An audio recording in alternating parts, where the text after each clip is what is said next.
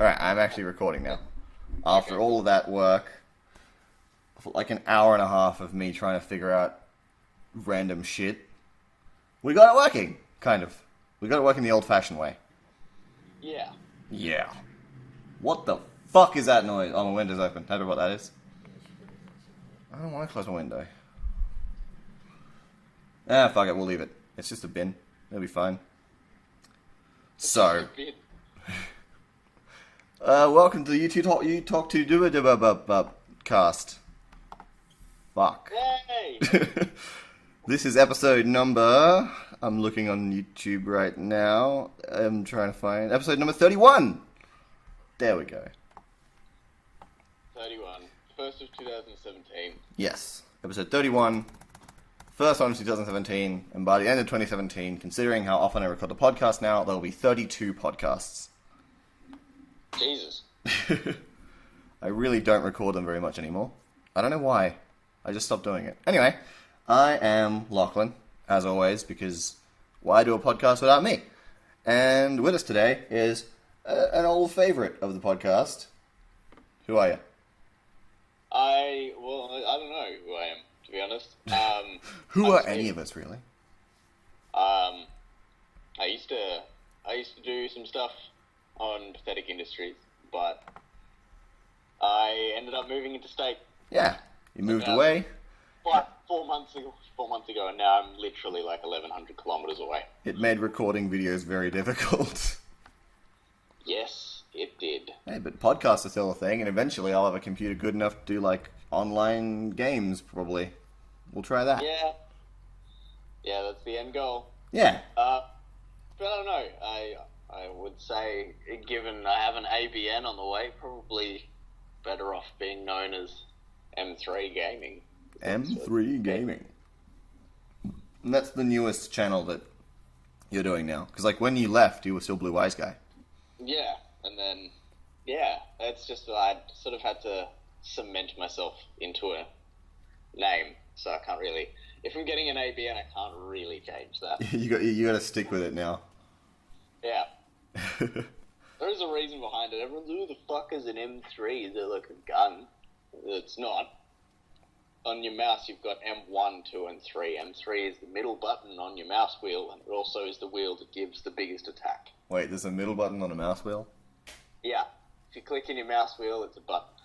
Oh, I don't have a mouse. That might be why I don't know that. I have a laptop mouse. The two buttons on the thing. The trackpad. Yeah. I'm not very good at computers. I'm currently on a MacBook Air, so I don't really have one either. You don't have any buttons at all. Yeah, pretty much. Streamlined to the point where it's really fucking dumb. Yeah, it's 2 fingers to move things, like, I don't know, it's fucking stupid. Stupid Apple. Most of us only need 2 fingers to move most things. Stupid Apple. Sometimes forcing us to do it. Yeah, sometimes you can do it all with one. Depends how good you are. Not even fingers, you can use a thumb. Or a tongue. Sometimes just brushing their hair. The MacBook. Caressing gently. Yes. Anyway, how's things been since, what, middle of last year-ish? Oh, shit, we did, Oh my god, hold on. I'm gonna have to... I've got it all up here. The last video we did, I think it was a Nerds and Stuff video. The last video we did was Aussie Indie Gamer. Oh yeah, on your channel. That was 10 months ago. Jesus Christ. Last video of Pathetic Industries we did, I think was... Oh, Jesus. Something good, I'm sure. Maybe. I have no idea. Alpha Protocol, I think it is, from the look of it. No, that can't be right. There's no way that's true. Hey, fuck, nothing's in here. That's the last Nerds and Stuff video we did. Holy shit. The last sketch we did was like the copycat one, where it's just you and me saying the same lines against each other the whole time. That was a good sketch. Oh yeah, holy shit. That was weird. You need to get another like 50 subscribers so that whenever you come up on YouTube search itself, it doesn't say 699. Well, for me it says 713. So, you know, it's everywhere you can find a subscriber count, they're all different. Like, just on my own page, I can see 715, 713, and 712. So, I don't know which one's true anymore. YouTube's just lying to me. I checked my analytics last night, and I've made a serious fucking profit off monetizing my videos. Really? Yeah, 11 cents. Nice! That's more than I've ever made from monetizing videos, because I haven't monetized. So you win! Woo! 11 cents, and then take 50% of that, so that leaves me 9, or not even that, 5.5 cents. 5.5 cents. What are you going to buy? 30% off of that as well, because then that's got to be distributed, so then probably I've made like 3 cents. Maybe 2. Wow. 2.5 cents. What can you buy with 3 cents? I'm going to Google it. What can I buy with 3 cents? Yeah, I'm just thinking, like, what's the conversion rate to rubles? You're a king! It doesn't say anything. There's a lot of crap about stuff I don't give a shit about. Not a lot. You can't buy much things because Google returned nothing about buying stuff with cents. It was like the Australian to US dollar exchange rate. Will the Australian dollar really drop to US 40 cents? Nothing helpful to me right now. I got $2. I can get $2. Oh, not $2. I can get 2.22 rubles. Ooh. Spend that in Russia. That's pretty good. Oh, no. Oh, yes, I can. Yeah, sweet. All right. There you go. Rolling in this YouTube money. So you've made 2.22 rubles. Yeah. Okay, I'm going to write that down as a potential title for this episode. Other than that, literally nothing. I've done a heap of kitchen work and played far too many video games in the past, year and a half. Well, it doesn't sound too bad. Wait. Then again, as part of my eventual occupation, I'm going to need to, so. Fair point. But other than that, literally nothing. I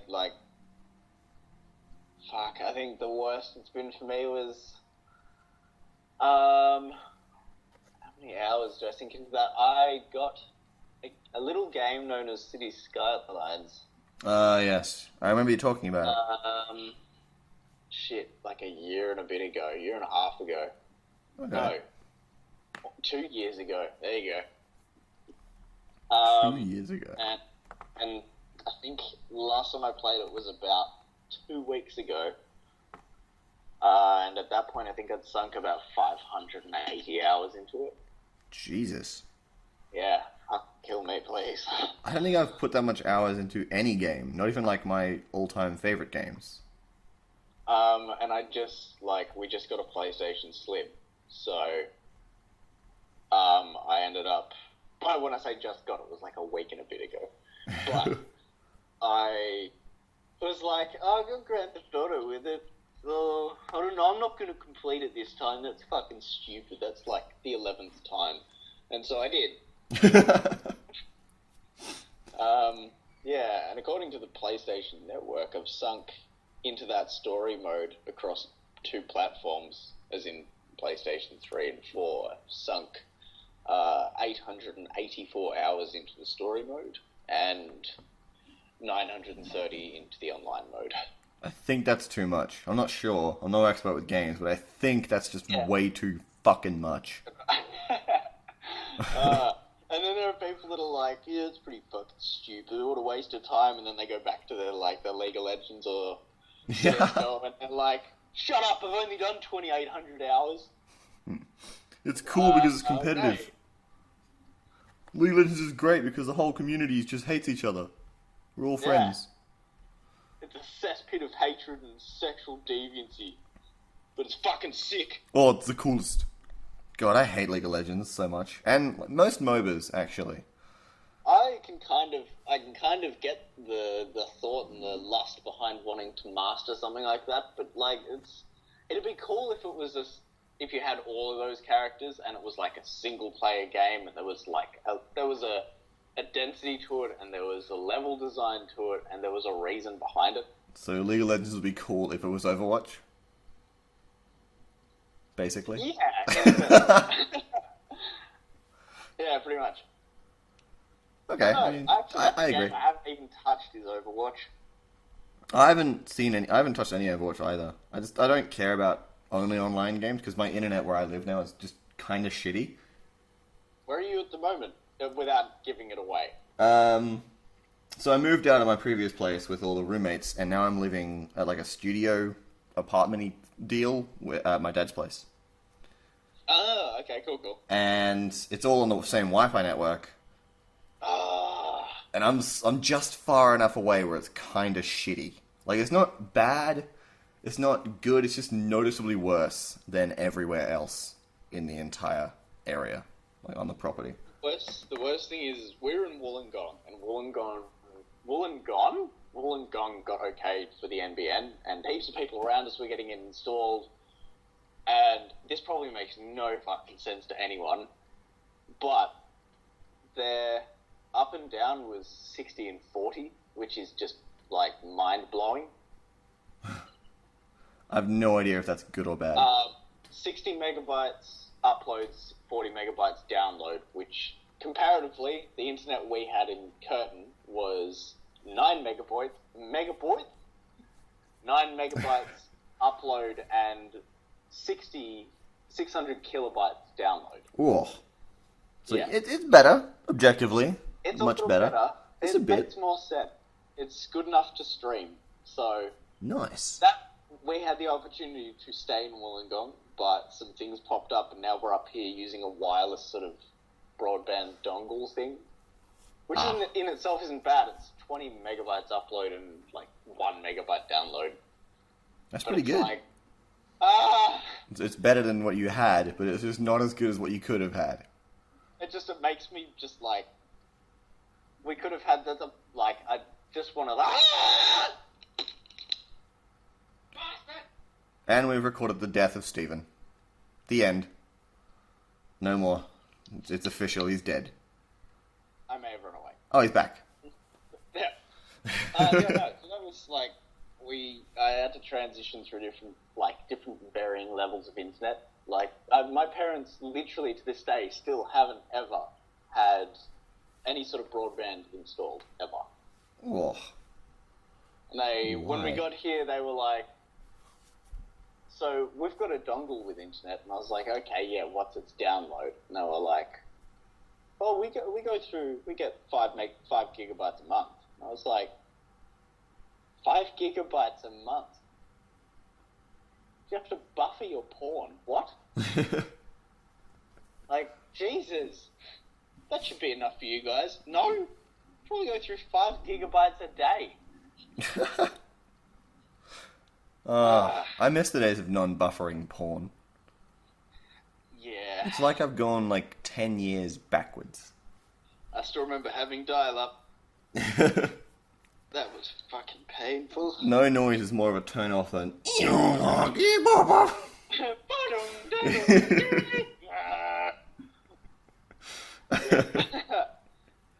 gonna put some ventral music on.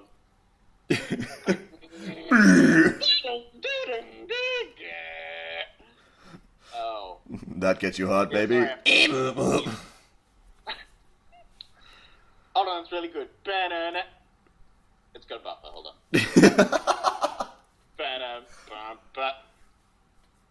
Okay, give it like 5 minutes. Just let it buffer for a minute. Stupid. But yeah, other than that, fucking nothing. I've sat back and watched. You release this like stream of few sketches, and then all of a sudden, just like these voice videos just exploded. Oh my god, it's ridiculous. It's too damn many of them. It's all people want to see now. The thing it reminded me of is when I did the Borderlands video, and I woke up the next morning and there were like 400 views within like 10 hours. Yeah, like... Which in the grand scheme isn't that much. But boy, does it within feel 2 good. weeks, I'm now at how many fucking views on it? I have no clue. I mean, it hasn't been privatized, so we can't even see it. I don't think it is anymore. Or is it back out? I think Let's I brought see. it back to life. Let's see, eh? Let's have a look. It's Let's have a currently at look. 4,225 views. Wow. Nice. It's doing okay. Yeah. I didn't really check on it. Like, when the first voice video went up, I was like, that's cool. It got, a couple hundred views in a day. Next day, it's like, oh, I got a couple more hundred. That's pretty damn awesome. And then I just didn't really check on it for like a week, and Curtis sent me this screenshot of it at like 9,990. I'm like, what happened? Why?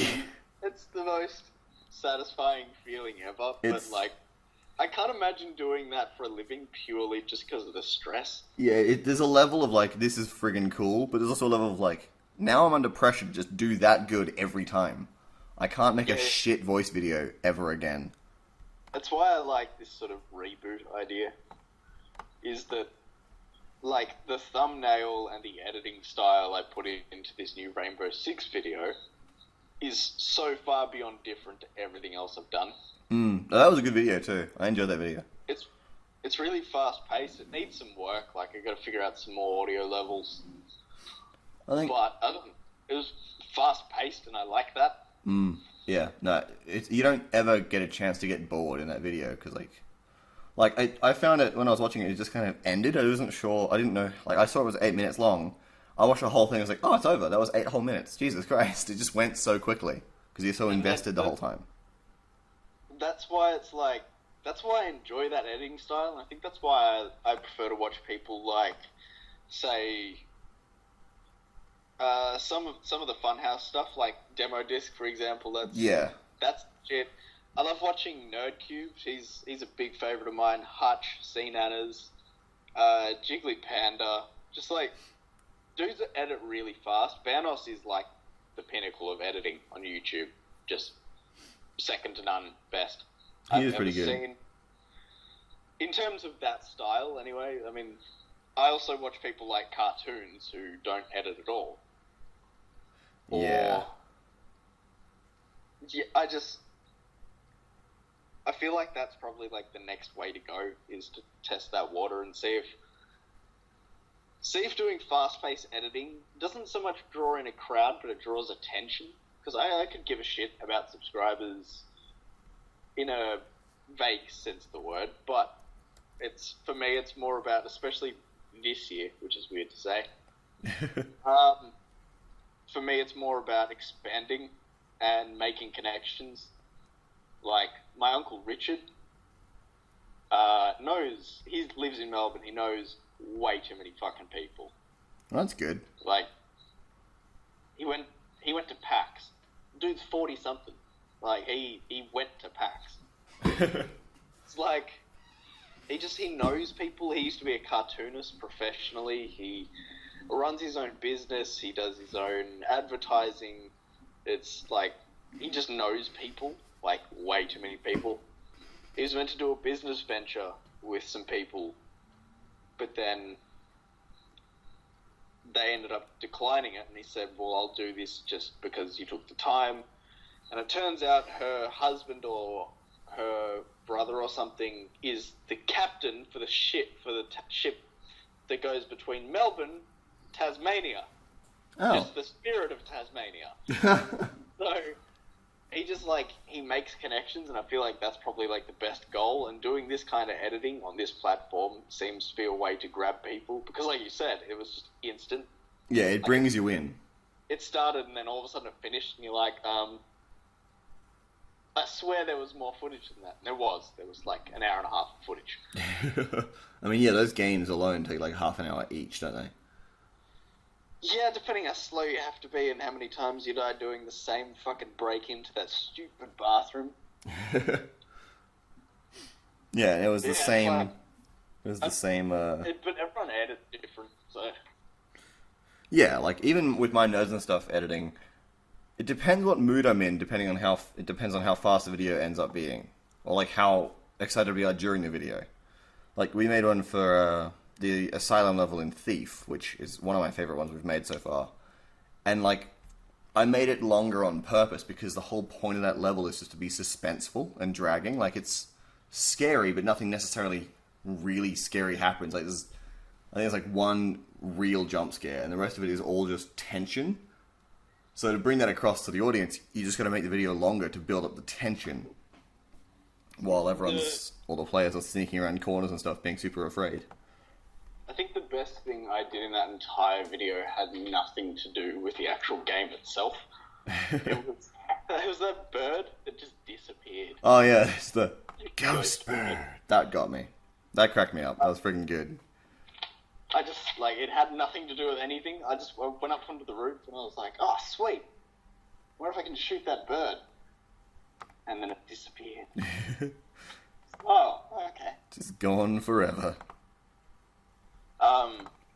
But the problem is that I have so many games that I can record, and this is where this whole YouTube analytics thing sort of makes its point, but also kind of doesn't. Is that I have games that I know would drag in views if I clickbaited and thumbnailed properly. But yeah. Like, I've got Rainbow Six, obviously. I've got Battlefront, as in the new one that isn't as good as Battlefront 2. The one that's more trendy. Obviously, I have GTA. I have a couple of indie games on the PlayStation as well. I have Just Cause 3, which is sort of dead in its ass now, but it's fun nonetheless. Dragon Quest Heroes 2 just got announced, and I have Dragon Quest Heroes 1, so there's potential for that. But that's a very niche market because it's very... I was about to say hentai. What could be? I've never heard of Dragon Quest. No idea what it is. Ratchet and Clank, as in the new one. Oh yeah, there's a new one. Jesus. I've been missing out on games. But then I don't have a PS4. Wasn't really interested because I saw a bit of the movie and went, oh, good. So they kind of... Because it was a reboot. They kind of fucked it. They changed it a bit. But having played it, pretty good. Okay. But then we get into the big stuff like Battlefield 1. That would drag in some views, yeah. I can imagine. If you thumbnail and clickbait the shit out of that, it would be views central. Because, like, you don't even have to do the stupid, like, unboxing battle packs. Oh my god, you'll never guess what I got. Like, everything I open in battle packs, I'd literally just scrap. Because I don't see the point in coloring your gun when the whole point is just to shoot the enemy and capture flags. I don't get the aesthetic of it, and plus it's a money-making scheme, so... It really is. I'm not a big microtransactions fan.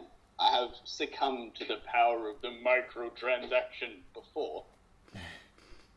But, just, like, if I was to say, create a Battlefield 1 video, it wouldn't be microtransaction-based clickbait. It would be more sort of focused on, like, oh my god, best kill ever, because I would record, and if I got an amazing kill, then I would start to use the footage. Like, we were in Turkey doing the Gallipoli map thing, and there was a dude up in a ruined castle sniping people, and I lobbed an anti-tank grenade at him, and it bounced off the top and went straight back down to the bottom, but it exploded and collapsed the building under him. And it was like, oh, I probably should have recorded that. It was fucking amazing. But yeah, I feel like if you're going to edit, everyone edits differently, and I think that's why I don't particularly enjoy the community, I guess is a good way to put it. I mean, it depends on the community you're talking about. You mean editors or gameplay people? The greater community, because it's competitive for no reason. People aspire... I think the problem is some people aspire to be the people they enjoy watching. just like I've succumbed to it. I've been there. I'm sure everyone has at some point. Is that you sort of look at someone that you want to be as good as, or someone that you enjoy watching, or someone that you aspire to be like, and then you sort of go, I can do that, and then it doesn't happen because they've put thousands of hours of work into it, and you put like 10. Just 10. I mean, editing in itself is a lot like writing a story or coloring in, or just painting in general. It's another expression of your creative identity.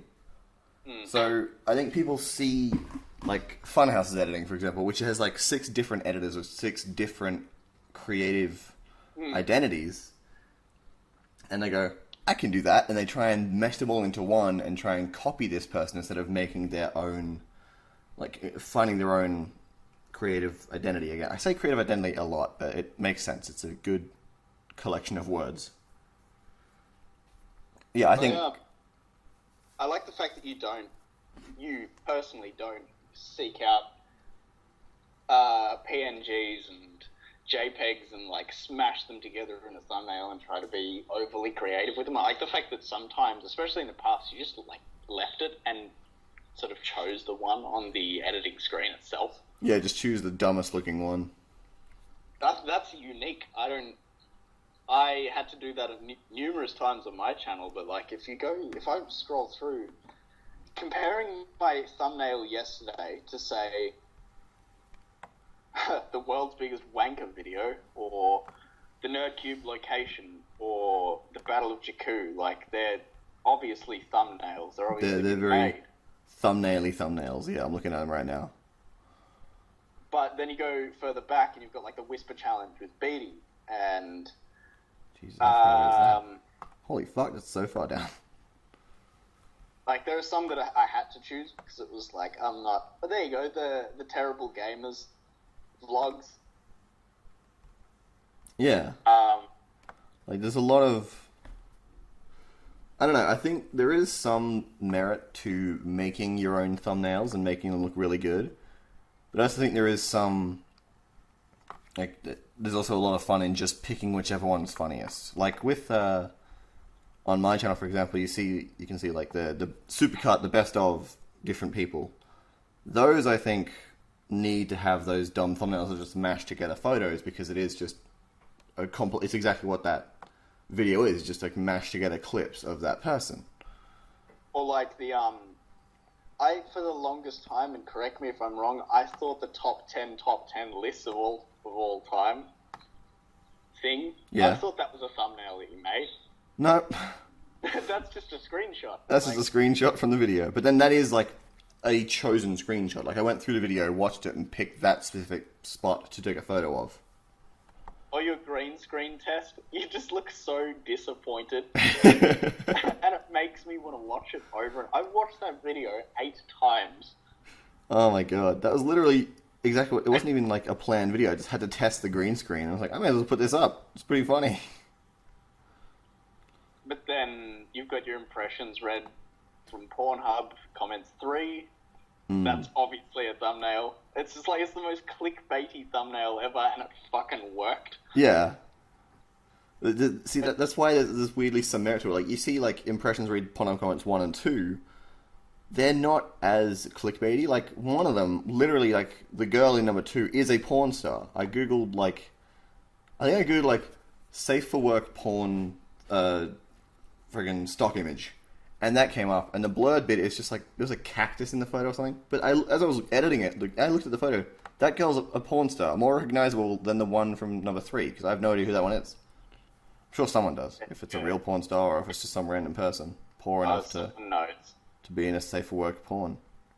That's the other thing. Rule 34 for demo disc. Is it demo disc or is it Wheelhouse? I think Rule 34 is demo disc. That's like the most ingenious thing ever, because then you can thumbnail fucking anything. Yeah, any Rule 34 you find, you just thumbnail it for the Funhouse videos. It's really smart.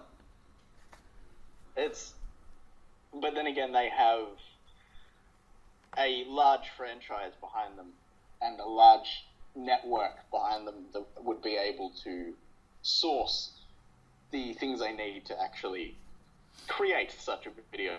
Yeah. Like the fact that they're, what was it, on their subreddit, someone figured out that their total, from just like shots of the office, they have somewhere near about $30,000 to $40,000 worth of gear just in the office. Yeah. Like, and then I've got a $1,800 MacBook Air and a PlayStation and a TV.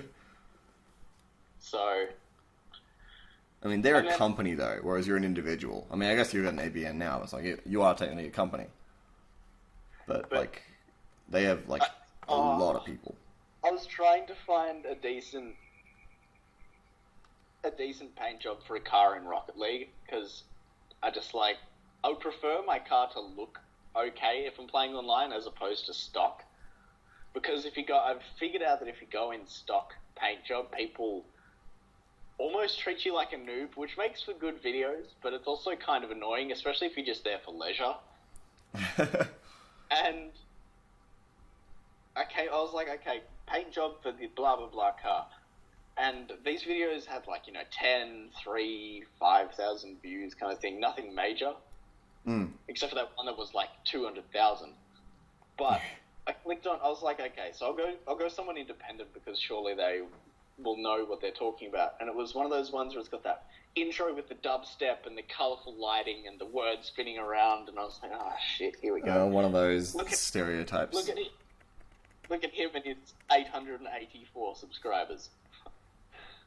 And it was like, as soon as it opened, it was like, hey guys, welcome back to my channel, I'm back at it again. It's like, back at it again? Why are you doing this? You're doing this again? It's clearly not working. Why are you doing this again? I don't know.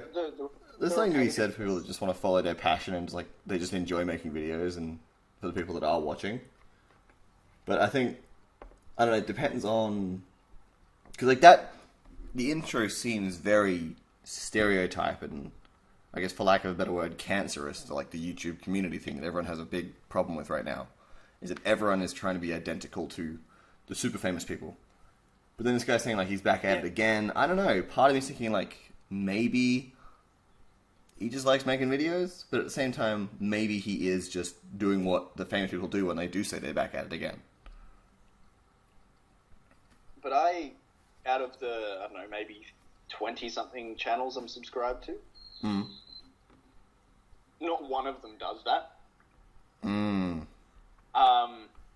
I think the closest people I can think of would probably be probably Matimio, who does a lot of Rainbow Six videos, and he's really fucking good at it. But he does it in a way that he's very informative.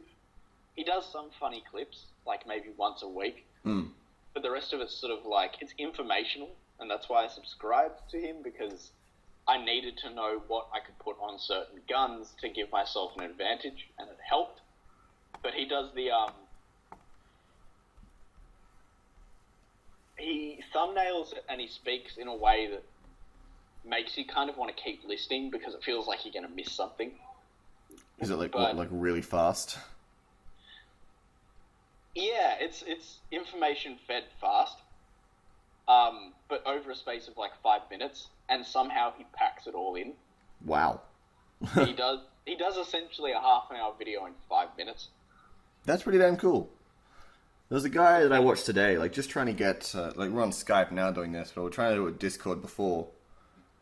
So I watched a tutorial on how to record Discord through my microphone. It's loop it back into the computer. And the video was 5 minutes long. Clearly it didn't work, so dumb tutorial anyway. But the guy, doing the voiceover video, he started off, he's like, yo, what's going on, guys? And then after that, I couldn't understand a word he said for the next sentence. It's just what's going on, guys? I was like, what did you just say? I have no idea what it could possibly have been. I listened to it 3 times over. It is so fast, I have no clue what he said.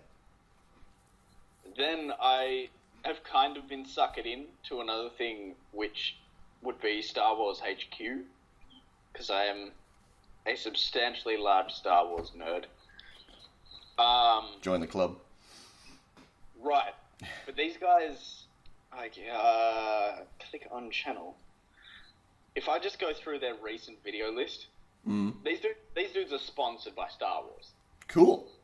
So, well, just recently too, only like 6 months ago, did Star Wars go, you know what, cool, if you're going to give out our information, you're going to make money off it, you can give us half. Star Wars HQ. It should be the one with the Stormtrooper as the... Oh, yeah. I think I've seen it. Yeah. I've seen these guys' videos before. And if you go through the top videos, it's how the First Order came to power. It's like, it's informational. But then they do the movie information, they do the game information, they do fan theories, they do theories. They just did a video a few days ago on Carrie Fisher. Yeah, I see that right here. Remembering Carrie Fisher? Like, you can't scroll down their video list without, one, being enticed by their thumbnails, especially the one about Darth Maul in the Rebels Season 3. I mean, Darth Maul's in Rebels Season 2 anyway. Yeah, like, it's really appealing because of the color scheme and the thumbnail. Oh, Jesus, I just saw it there. Holy crap, that looks awesome. But, like, like this one, for example, Star Wars Episode 8 news. Big Snoke teasers. That's clickbaity. Yeah. That's clickbaity as hell. But if you go back, like, months and months ago, they got massive amount of views. But they sit anywhere between, like, 30 and 400,000 views a video. Yeah, even on, like, the initial, first page of it, it's like, yeah, 30,000 views, 90,000 views, 300,000 views in, like one after the other. That was just 3 videos in a row. And it's all dependent on the information and news. Like, some people could give a shit about the Rebels, but you never know that maybe the next day they might post something about, like there, for example, a week ago, Episode 8 trailer, the first trailer details. Like, I am eager as tits to see that trailer. I've been trying to avoid trailers. Like, I avoided the trailers completely for Rogue One. I'm proud of myself for doing it. Oh, did you go and see it? I saw it, yeah. I've seen it twice now. What do you think? I like it. I enjoyed it as a movie. I loved the movie for many things, but for one reason in particular, and I remember reading this in the fan fiction book. Obviously, the characters were a bit different, but the fact that it's the only Star Wars movie in the entire history of Star Wars where every protagonist at the start of the movie dies. Yeah. Everyone Spoilers, dies. by the way, for Rogue One. But it's for a greater cause, and that's like, it still gives me goosebumps thinking about that. Spoiler alert! What? About the beach scene at the end. Like, it gives me tingles knowing that, like, and Darth Vader, like, fuck. Although there is a problem with that I have, is that he's gone from, like, being this beast in this hallway and fucking people up. And then, like, an hour and a half later. He's like, you go do it. He, like, chokes a dude, and that's about it. Yeah. No, I think, like, I like that they showed Vader being cool, because it's never, like, happened on screen before. He hasn't been that... Like, he's supposed to be the most powerful Jedi ever.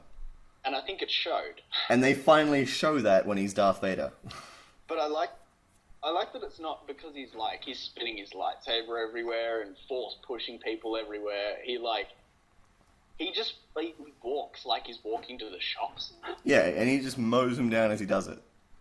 And it's very horror movie-esque. I don't know if you got that vibe, but the screaming and the banging on the window, and it is very horror. I honestly don't think there's that much darkness in the franchise outside of maybe the Han Solo death. Maybe. I mean, Anakin literally killed a bunch of children in Episode 3. But we didn't see it, though. That's true. I mean, obviously he did, because it's written and it's in the movie now. But, like, it would have been much more intense for him to have left that room and for us to have seen children on the floor. It would have left a deeper impression and would have grown hatred. And I think that's an issue that people had with the prequels. I don't mind the prequels. I think they're good. I enjoy the prequels. Except for maybe Episode 2. I mean, that dude really fucking hates sand. I enjoy Episode 2. Episode 2 might actually be my favorite of the prequels. Just because borders the line between not being too, like, annoying, like episode 1 is with all the midichlorian stuff, which I have theories, like, this, the theory that is going around that I can get behind. But then it's also not too cheesy, like episode 3. Like, episode 3 is real cheese. It's a lot of cheddar in that movie. Oh, man. Some Swiss, some camembert, just all the cheese is in that movie. Episode 2, I think, borders a line between cheese and shit. It's a rip-off of Shakespearean play, though. Yeah, I don't mind Shakespeare, though. And it takes elements from it, and I think that's really smart. But I think the filler is that they went opposite directions, or J.J. Abrams went in opposite direction in that Kylo Ren is very split, but he's also not. He's too engulfed, but he knows he shouldn't be, and I think that's the genius behind that. He is what Anakin should have been. Yeah, like, there's that split, and he's like, he knows he's going the wrong way, but he's too far gone already. Pretty much. It's like jumping out of a plane without a parachute. Yeah. It's too late, but there is still potential to be safe. Yeah, all you gotta do is try and, like, just try and slow your descent a little bit. And that's what he's trying to do the whole movie. And then at the end of the movie, episode 7, he just gives in. He's like, I'll just be the bad guy. But there is a bit of a theory since the passing of Carrie Fisher as to how they're going to do this. I think they did a really good job of CGI with Princess Leia and Admiral. And Tarkin. I preferred Tarkin to Leia. Yeah, Leia was a little too I don't know. CGI. I think because, like, right after I watched Rogue One the second time, I watched it with Emily. She had never seen Star Wars before. I was like, this is probably a good introduction to Star Wars, because it's like a very singular one-off movie. It's and then, right in the middle. Yeah, and then we came home and I showed episode 4 to get the true ending to Rogue One, essentially. And, like, watching CG Carrie Fisher at the movies, and then coming home and watching real Carrie Fisher, you go, that one's not so good. It was great, like, it looked amazing. It just didn't look as accurate as Tarkin did to real Tarkin. But given that CGI and how far forward it's come, because it doesn't even look like a game CGI at this point, it looks relatively real as it can get. But there's a couple of theories going around, and I feel like the best ones they're gonna do, because Carrie Fisher was signed on to episode 9, which hasn't finished being written.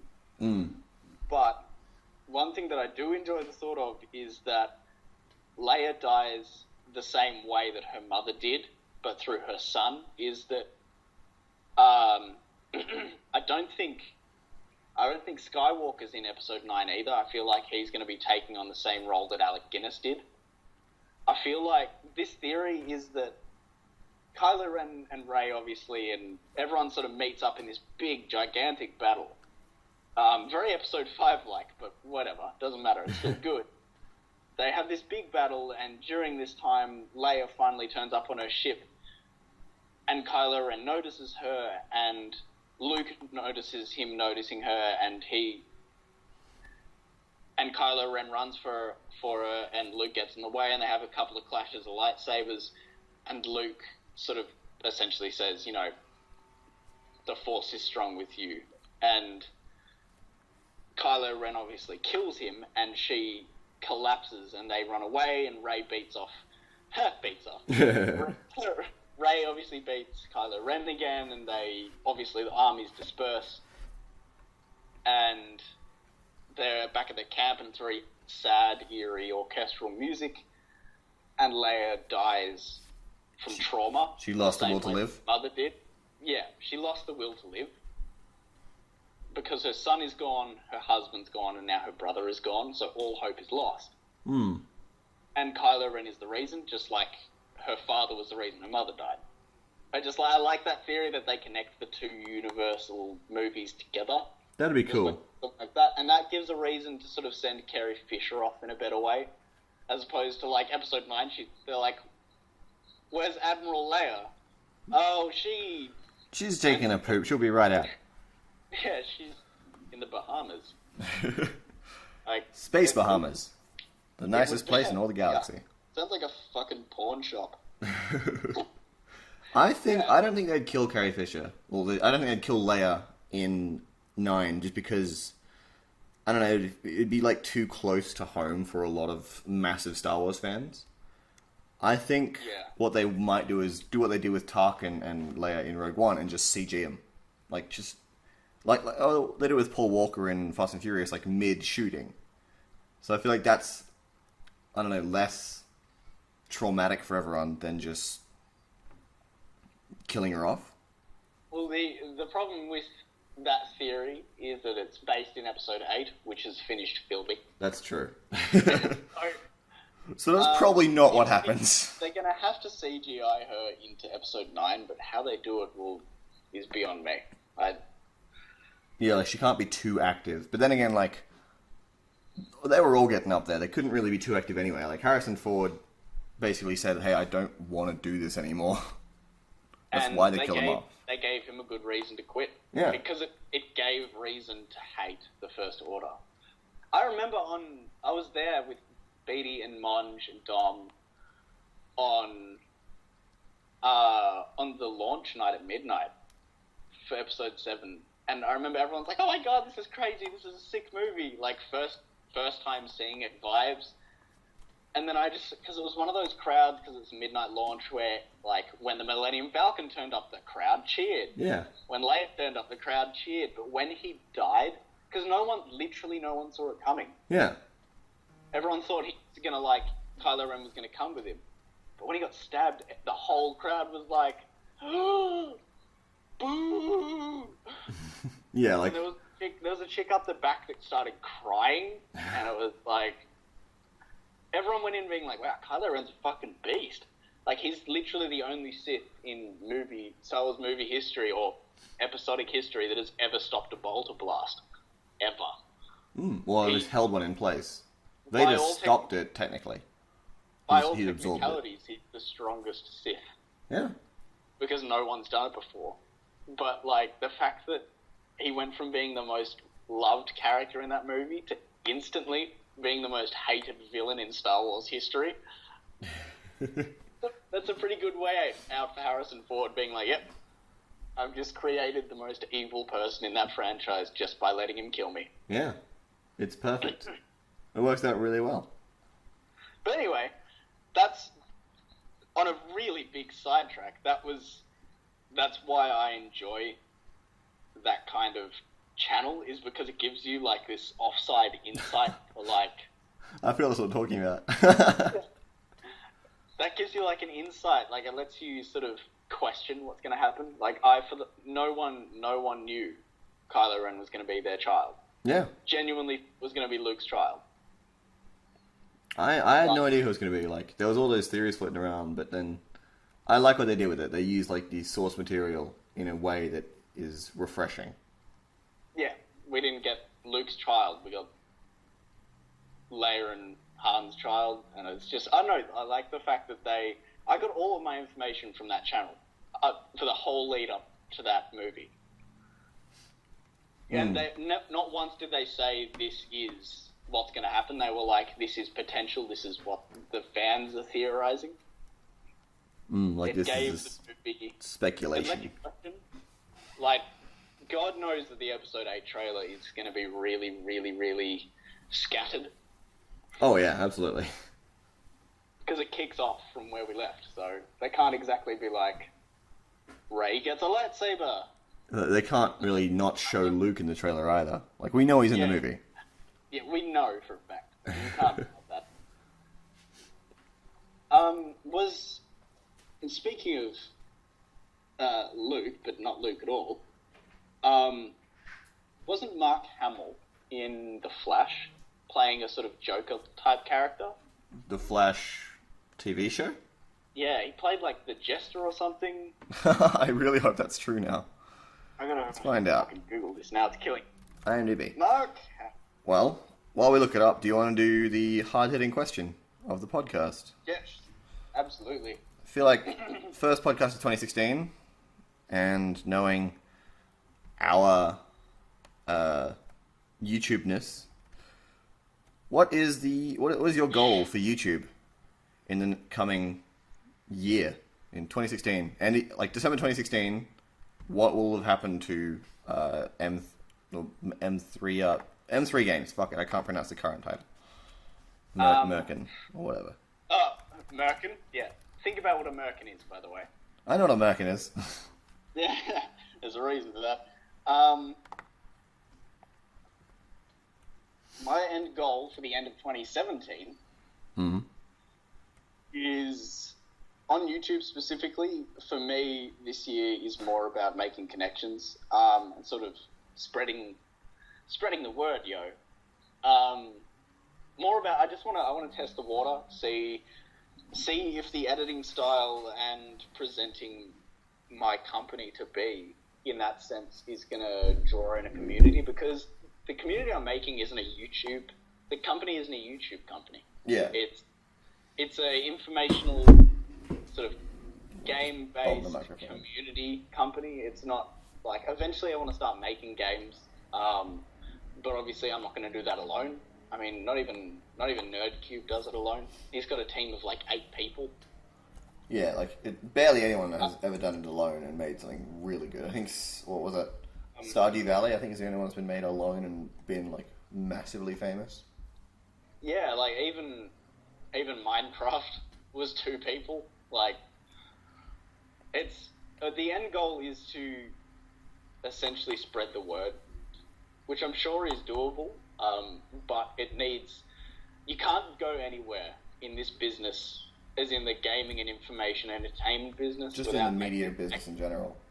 Yeah, you can't do without making connections. Yeah, absolutely. Which is why I think us doing our separate things but collaborating, and obviously I have Mike in Canberra, who's Subtotal Cloth, which just reminded me I got to link you his channel because you should probably watch it because it's fucking funny. I think I've got it somewhere linked. I know I've seen some of his videos before when you guys first started working together.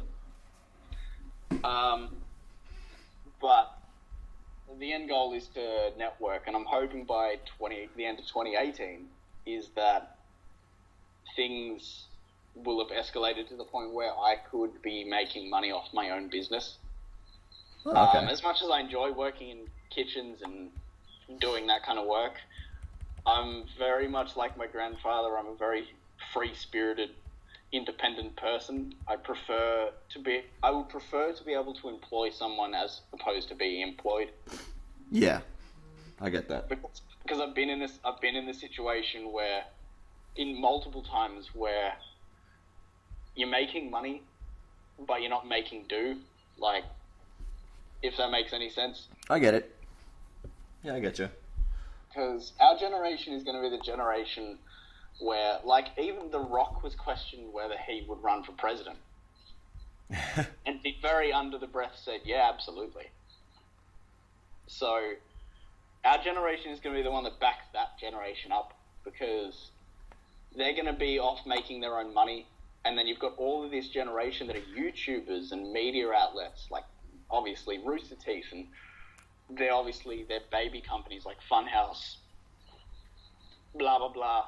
And then obviously all the independent YouTubers, they're making more money than the baby boomers did at that age. So it's about independence, really. I like it. 2017, year of making connections and figuring out exactly where things are going to go. Exactly. Getting shit in order.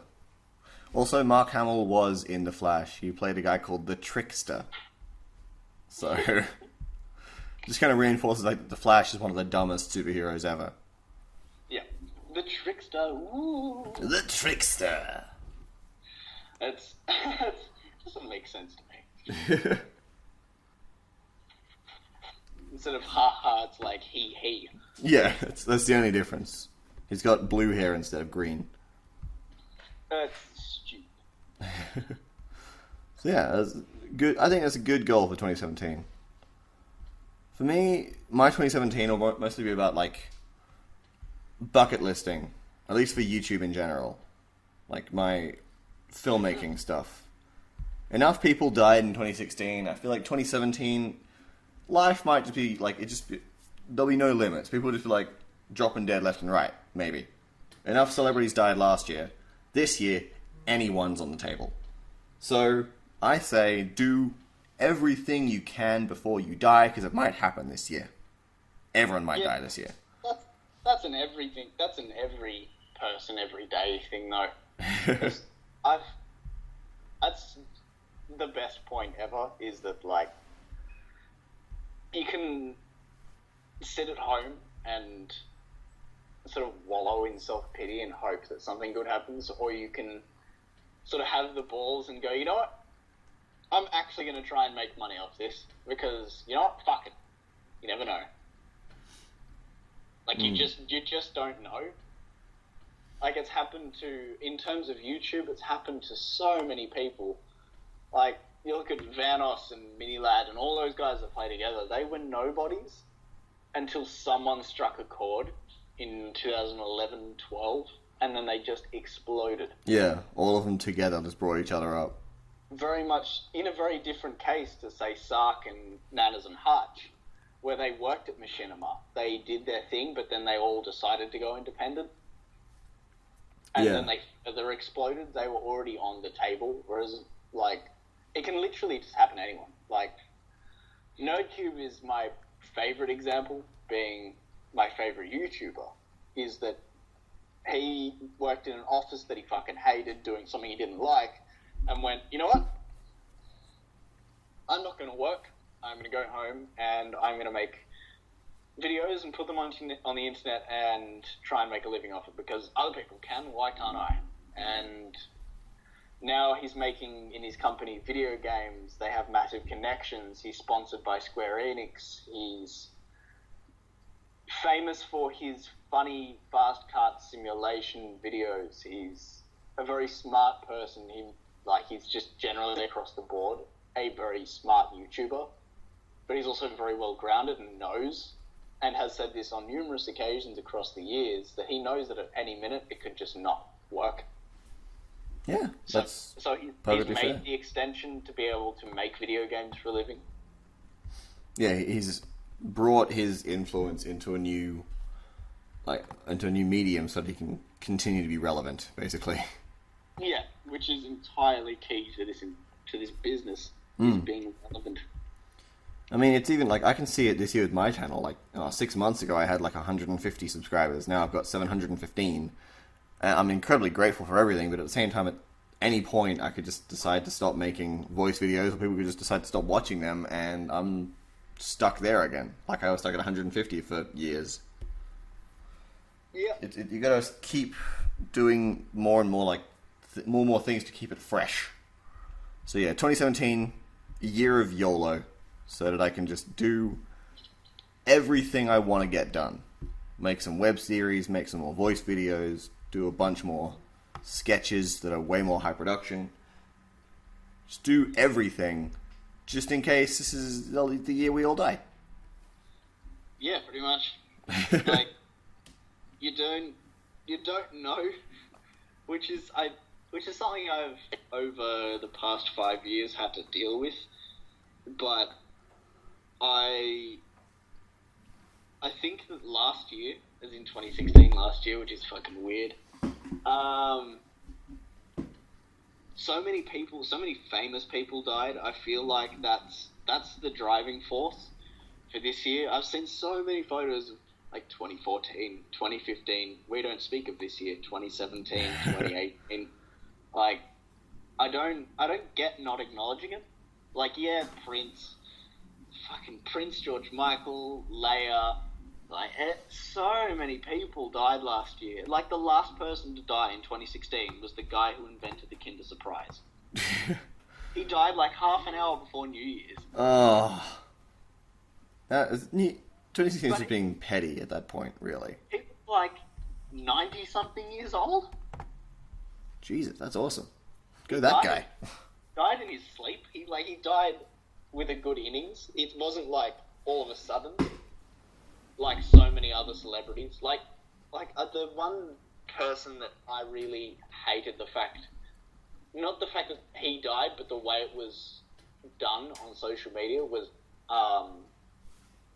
Alan Rickman. Like, everyone was like, oh my god, it's so sudden. The dude was dying of cancer. He had been for a few years. Oh, I didn't know that. Yeah, he died of cancer. He had it for a couple of years. He even outlasted longer than was expected. Yeah.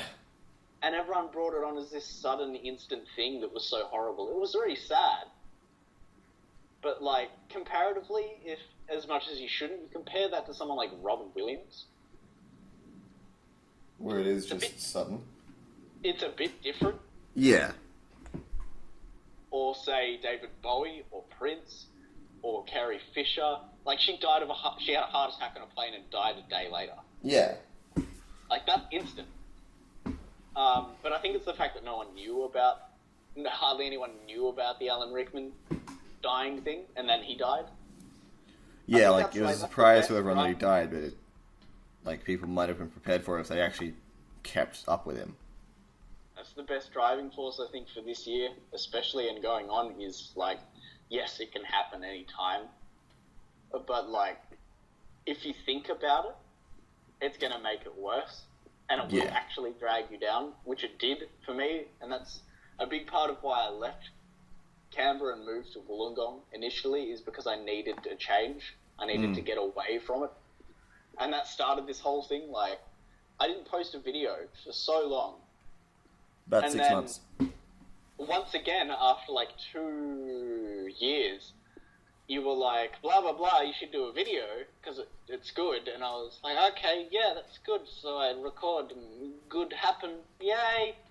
And then you do the talk and now we're doing this. Like, it's once again given me reason to try at it again. Like, not because I want 1.34 million subscribers, or I want to be rolling in that YouTube money. Very specific. It's given me another outlet for what I want to do for a living. Like, it's given me another medium to put it on. Yeah. It's ingenious, but it's also very difficult because obviously it's time consuming. Like, I spent essentially 4 hours last night editing. Jesus, that's so small amount of time. You poor little baby, you. Yeah, for like such a basic video. But then there's videos like there was a Battlefront video that took essentially most of a day, and then an entire another day, and then I didn't upload it until the day after because I had to do some finishing touches. Which one was that? Which Battlefront video? I will find it. You got Battle of Jakku. I think it might have been the Battle of Jakku. I know it because of the time. Well, Battle of Jakku is about 6.5 minutes. PvP Challenge in Battlefront is about 9 minutes. Actually, it was almost 10. Hello, Was that you watching your own video, or was that you just saying it? I can't even tell. That's how loud my fucking... yeah, it was that one. It was that one. The nuts one. Ah. Let's see if I can... Oh god. It's buffering. Ooh, okay! That's the Star Destroyer! That's very loud! Oh, wow. Hey, you've outdone yourself somehow. Yeah, there's that one. Okay. The first impressions one? Yeah, because I don't know why it was, but because my monitor wasn't the 1920 by 1080 screen, it compressed it into a smaller file. So I had to spend so long making that picture look okay. Yeah. Compressions I'm sure are the worst. everyone's come across. Yeah. That you're like, oh sweet, I got this this perfect 1080 video. And then it's like a 16 by like 940. I've had the opposite problem. I had the opposite problem recently. I've been recording Star Wars Knights of the Old Republic for 4Play. Hells yeah. I've had a lot of fun recording it, but then I recorded the first 6 episodes or so in 1080, and it's just wasted so much space on my hard drive. Like, the game itself plays in 4.3 at like 480p. I don't need to record in 1080 at all. So I finally stopped, but it's just like, there's so many files on my computer now that are like 3, 4, 5 gig for one video. because it's just so massive and pointless. It was so annoying. Jesus. But yeah, yeah. What else do you want to talk about? I think we've got about 10 minutes left total. You know, I can't think of any. Like, I've gone through my notes. Really, I don't have many notes this time. I have notes. Let me see. What platforms are you currently on? Me, I'm still just rocking Xbox 360 One. That's literally it. My laptop doesn't play games very well, and I'm very bad at PC games, so I don't play them. That's the issue. I've over the past year become a PC gamer, but because my PC fucking shat itself, I haven't been able to. And Haley will be testament to that. It was like we went through like 5 laptops over like 18 months, just alone. Like, Jesus. How So- is Haley?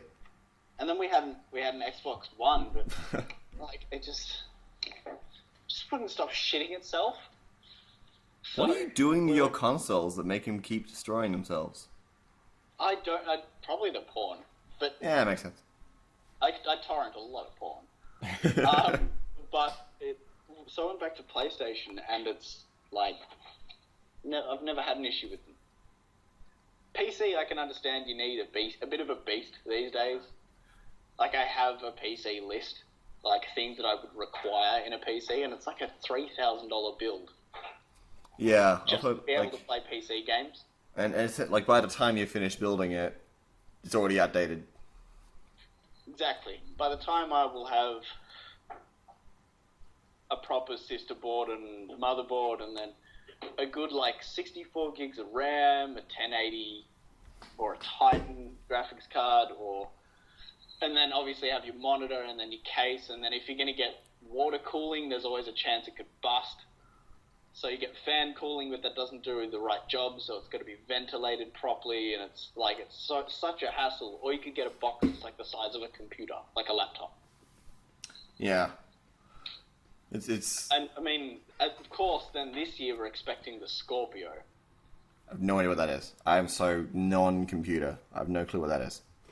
The Scorpio is Xbox's response. Oh, to yeah. 4. The Xbox Scorpio. That's right. Okay. Yeah, it's gonna be big. It should be pretty damn cool. It's gonna be Xbox's response to computers and consoles combined. So I'm probably looking get one of forward to them. it. Yeah, should be pretty damn good. Ooh, what was your best game of 2016? Oh shit. No pressure. I don't know. Haley, what was the best game of 2016?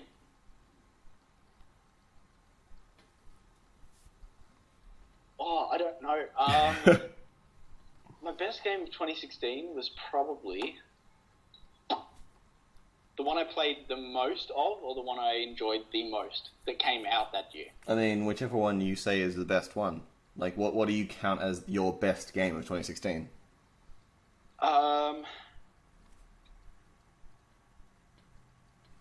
Probably there's sort of 2 answers to that because it's across 2 consoles. The best console game I feel for 2016 for me was probably Watch Dogs 2.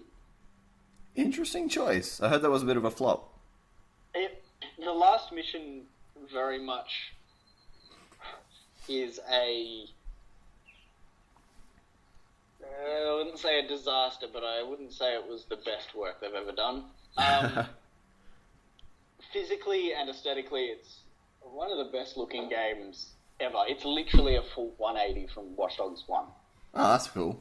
It's beautiful, it's very well built, it immerses you in that world. The first probably 70% of the game in missions is really, really ingenious because it makes you do the things without even realizing it. Without giving too much away. It's one of those games that just drops you in. Like, it literally just starts. Like, there's no opening credits like GTA, or there's no massive cutscene like, say, Ratchet and Clank or Crash Bandicoot. or something, or Dishonored or something like that. It like just starts you you. in. Okay. Which is what games now need to do, I think, more than ever. Dishonored does it, I think. Dishonored 2 did it quite well. Like, that's what I mean, is Dishonored 2 did the same thing. Like, games need to start doing that, because... And then, after, like, 2 missions, it sort of goes, okay, cool, well, you're done, you can fuck off and do everything in the open world now. It's pretty solid. Oh, Just right to the point. I like that. But on PC, it's a very different story. I feel like the best PC game for me this year was... Or last year, sorry, was probably... In terms of gameplay, it was probably Rocket League. I've heard Rocket League is pretty damn good. We got a chance to play it, I just haven't put the video out yet. I have put about 400 hours into it on PC. I've done Jesus about Christ. 50 hours on PlayStation, probably another like 50 on Xbox One. Wow. It's not a game where you're like, okay, I'll do these few missions, then I might go and kill some cops and then fuck off.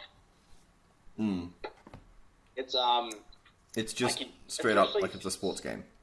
There's like 5 major DLCs now. They just keep bringing out new free maps, and you have the choice to buy the new car. They've obviously there's a microtransaction in it now, but it's very smart in the way they do the crates, because there's 4 different tiers of it. So 1st to 4th obviously is the best, 4th being the rarest things you can get. But there's dozens and dozens and dozens and dozens of different things to actually get. So you're going to be very hard pressed to find someone with the same car as you, with the same look. That's pretty cool, the amount of customization. But it's like, on the PC, I mean, it can get a bit, because obviously there's